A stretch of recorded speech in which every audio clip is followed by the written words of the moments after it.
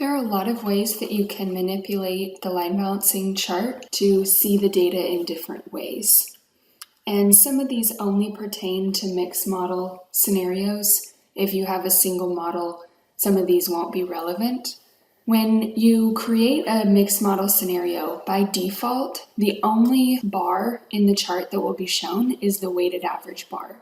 If you want to see the individual model bars as well, you can click on this filter button and you can choose which models and whether you want to show the average bar. And now we see the distinct work content of each model in each station, as well as the weighted average. You can adjust the chart type. So by default, you're going to see the average work time. You can also choose the average utilization, and this will be based on these percentages. You can choose the worst case work time, and this will add up all of the option content for each model to present a worst case work time. You can also switch that to utilization. And then you have the average VA. Right now, I haven't done the value-added, non-value-added, semi-value-added breakdown. But if I had, I would see green, yellow, and red. You can also define this by time. We switch back to the average work time chart. If you only want to see a few stations at a time, you can click on the Enable Paging, and then you can set how many stations you want to see at a time. And you can use these arrows to scroll through each of the stations.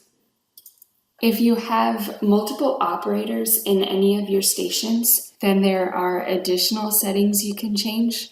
The first one is this view at the top. Right now I'm looking at the station view.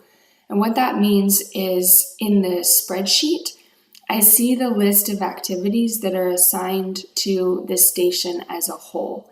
And I can see that I have the first set of activities is assigned to operator 1, and then I have other activities that are assigned to operator 2. If I change my setting at the top to the view as operator, I see the spreadsheet for one operator at a time. So now I'm looking at the frame station. And then if I double click on the frame 2 operator, then I will see the list of tasks just for the frame 2.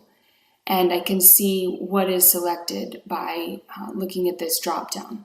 So if you double click on the chart for a station, then that will change the spreadsheet. You can also select the station or the operator from the drop down, and that will do the same thing. If I switch back to the station, I can switch between the station view and the station operator view. The station operator view is going to show me the chart based on the work content for each individual operator. So you can say here that I have 2 sets of bars for the frame station, one for operator 1, one for operator 2. If I switch to the station view, which is where I started, then I see the added up content for the frame station with all operators included.